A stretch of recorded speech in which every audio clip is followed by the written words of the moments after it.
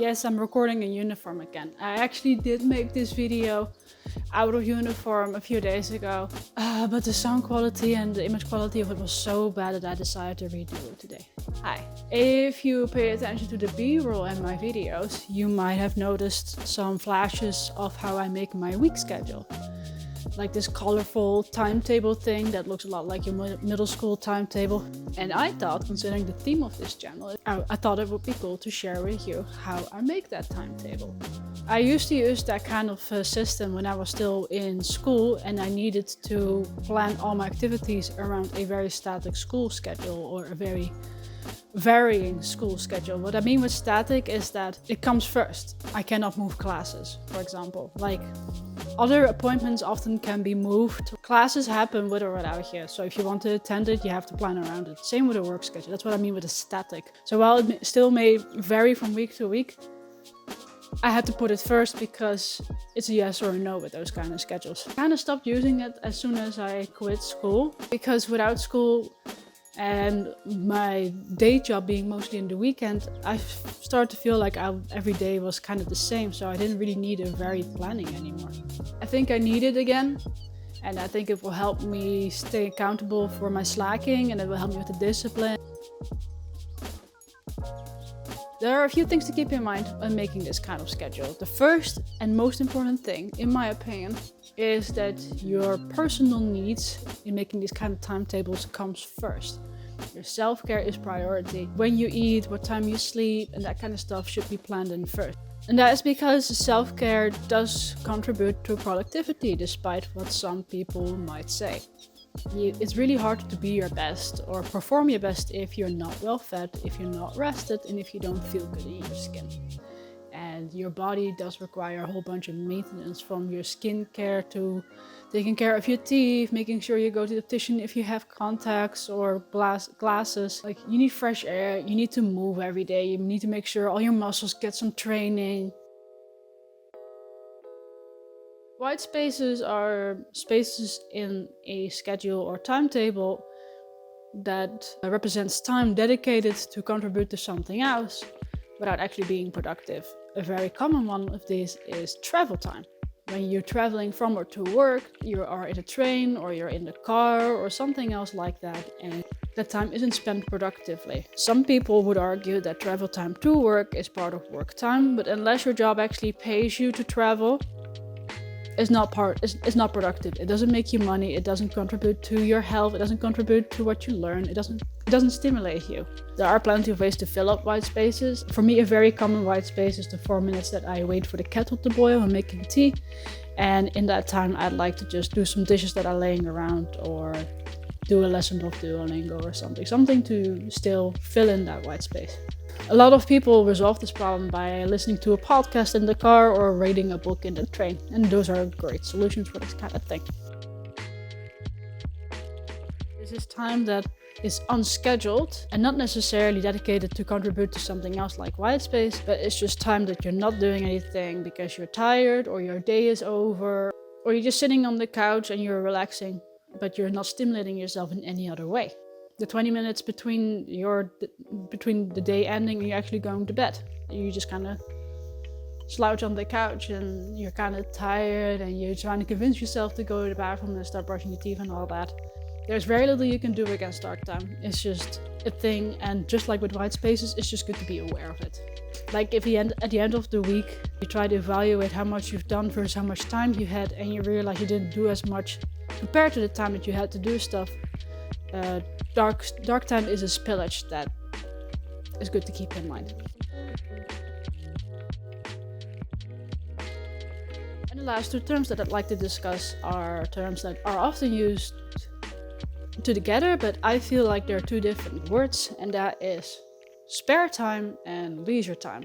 Leisure time, kind of self-explanatory, time that you spend on hobbies or leisure time. The function of leisure time is essential because the function of it is to get away from what you're doing all day and what you're doing repeatedly, and is stimulating yourself in a different way by reading a completely new book or watching a different movie, just something to get you away from what you do all day. If you ever feel like burned out for no reason, or you're uninspired, you don't know what to write or create next, probably because you've been doing the same thing for too long and you need a new twist in your life. And leisure time should be and could be dedicated to that. Yeah, you should also dedicate leisure time to just genuine relaxing, but something as simple as playing a video game or watching a movie to relax yourself is a part of stimulating yourself with something new. It brings you out of what you're used to. And spare time I take very literal. Spare time is time that you plan in addition to time that you actually plan in on certain tasks in case that time falls through. So if I plan a recording session for a day, I always make sure to plan in a second block of time for that same recording session in case something goes wrong. And I think actually this time is a really solid example. I did already record this, but the recording was just not good enough and I want to do it again. And therefore it was good that I had some spare time planned in to redo that recording. Anything that's important in your schedule should have a block of spare time, because otherwise you get spillage.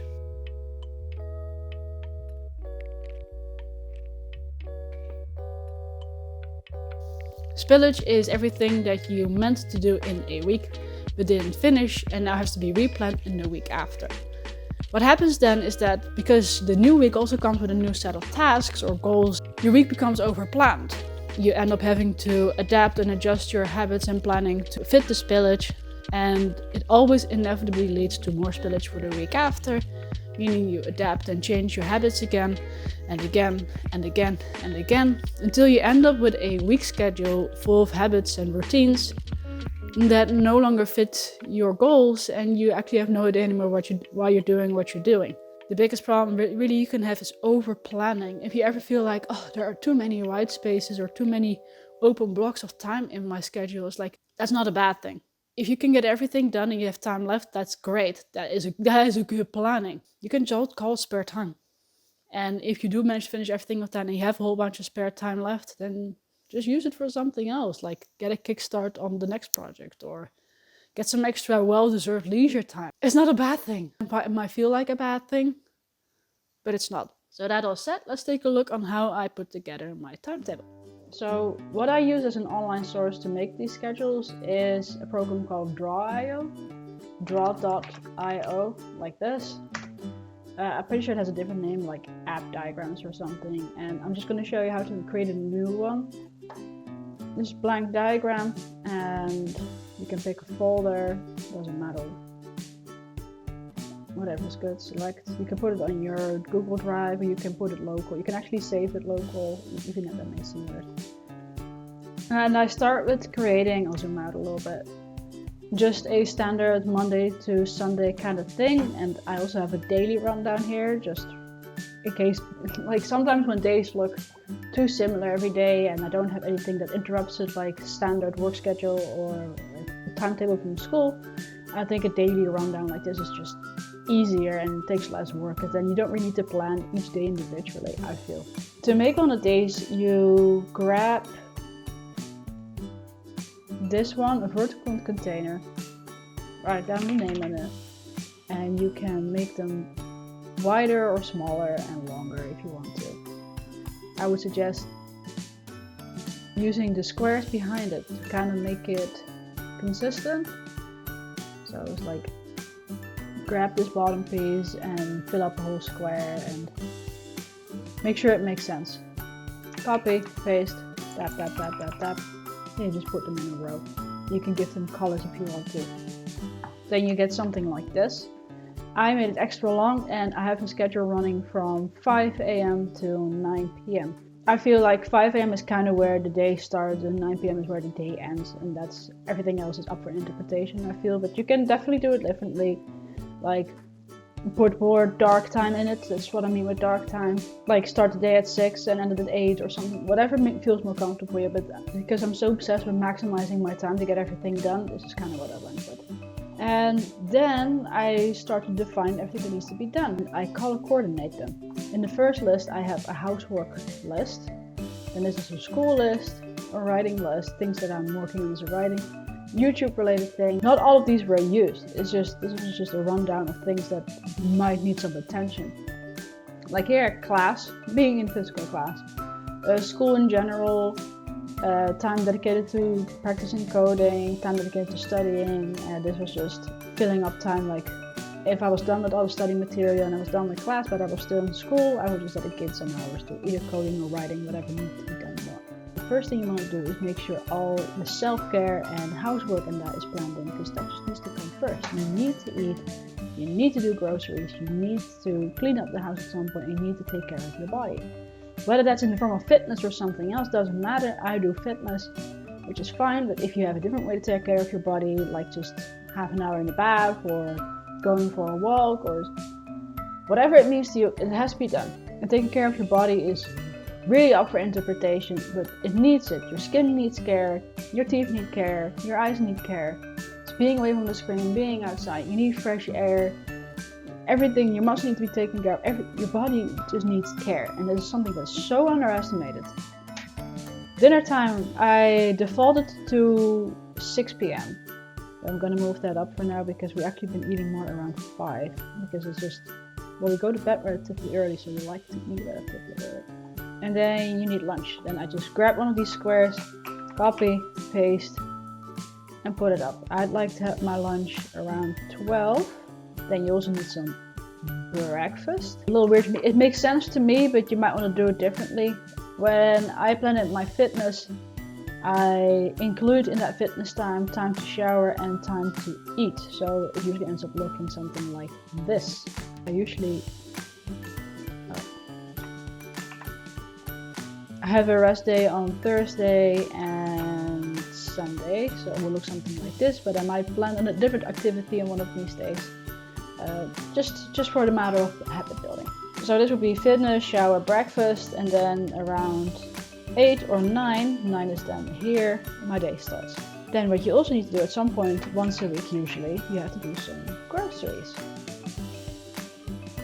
This is where it becomes tricky. At this point, even though I feel like groceries and households are more essential, in order for me to effectively plan those things, it's time for me to put in my work schedule. So I'm gonna do that. This is for next week, and next week, let me just double check. Fridays I work from 12 to 6, and the Sunday, and on the Sunday from 1 to 5. Obviously I can't instantly start eating right after my shift, so we'll move dinner down to 6 and lunch up to 11. This is also where white spaces are starting to become very obvious. So now that I know what I'm dealing with in terms of work schedule, I can put in the groceries, some housework, like cleaning, big cleanup, the weekly big cleanup. I try to keep it tidy throughout the week, but I also like to just go over everything at least one day. Friday mornings before work, perfect. Relaxing time, very important. I think Sunday after the long week is a good time to relax. And you can do some reading or whatever in relaxing time. And sometimes I like to dedicate time to reading because there are so many books that I want to read. Great, now look at all the time that we got left.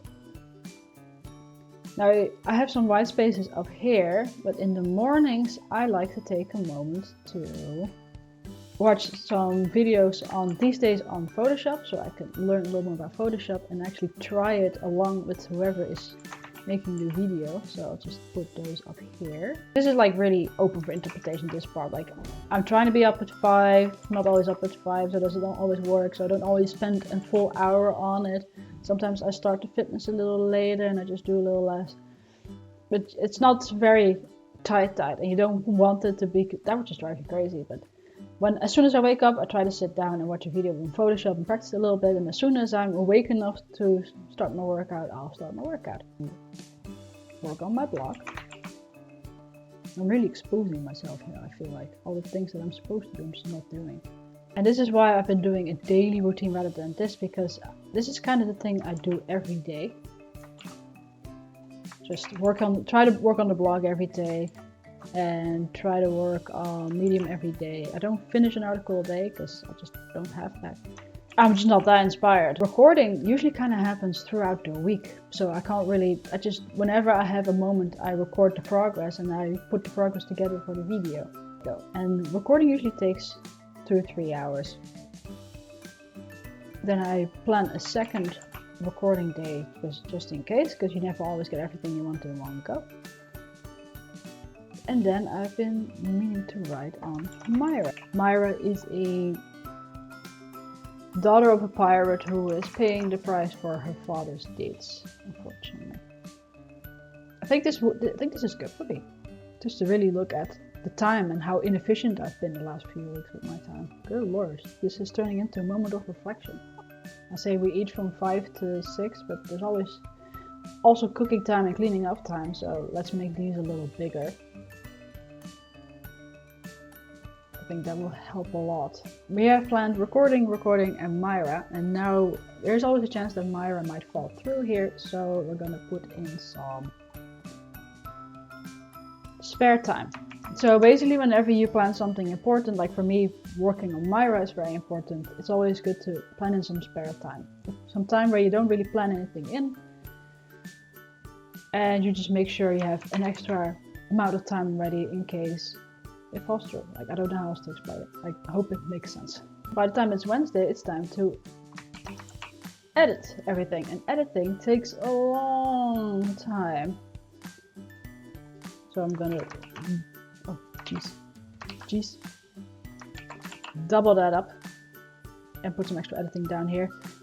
Then the Thursday,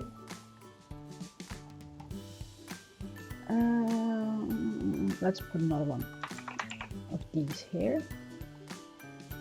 Now again, the YouTube editing might fall through, so I put up some extra spare time. I'd like to dedicate some time on editing my short stories, because I have a bunch of short stories ready, but they just need a little more editing, and I'd like to at least finish one short story a week. And I see a gap here. I guess I could just do some more writing. Yeah, so I do want to work on blog and Medium every day, and since I'm doing the cleanup in this morning, I'll do blog and Medium here in the evening. And I don't generally tend to make spare time for daily activities, because then you fill up your schedule real quick without even really doing anything productive for it. I'm probably gonna change a lot of this. This is just to show you the process of how to fill up a schedule. But that's the process. This schedule isn't perfect, I'm realizing. And it is making me think about how I've been doing things the last few weeks. I am seeing the flaws in how I've been doing the last few weeks. This is actually going to help me become more disciplined and more efficient in everything. But that's the goal of this whole schedule, to help you be more efficient. So it's doing its job. But I hope this was clear. This is basically the process of how to make an effective week schedule, in my humble opinion. The most important thing is that you prioritize things like self-care and eating, housework, that those are set. The colors really help. I like to use pastel colors for the writing. I like to use some harder colors for school-related stuff. So if you have any questions about this, let me know. If you have your own method on how to do this, also let me know. I'd love to see it on Instagram. So yeah, I hope you enjoyed this video. If you did, consider subscribing. I do videos like this all the time, where I just work on my own productivity and discipline, and hope to achieve my own financial freedom one day by working real hard. Bye!